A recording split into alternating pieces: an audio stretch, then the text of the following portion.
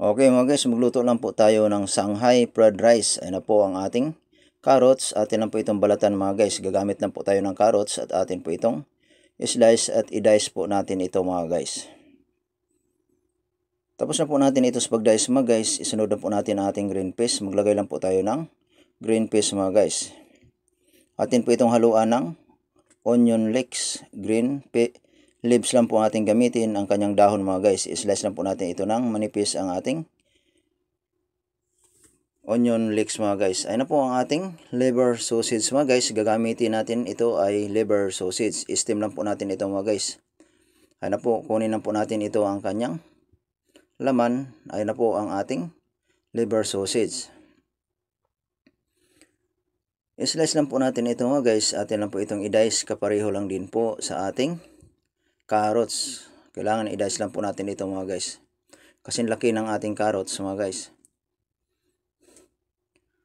Okay mga guys, tapos na po natin ito sa ating pag-prepare sa pag-slice ng ating liver sausage. Nandyan rin po ang ating leeks, rice, and liver sausage, green peas, and carrots. Andyan rin po, na-prepare po natin ang ating mga sangkap mga guys. Magpakulo lang po tayo ng tubig at ilagay na po natin ang ating liver sausage. Isunod na po natin ang green peas and carrots. Pakuluin lang po natin mga guys.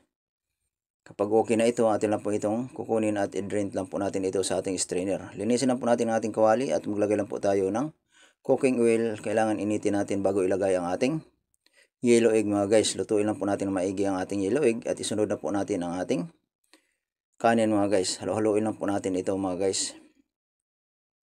Ilagay na po natin ang ating green peas and carrots mga guys. Ayan na po.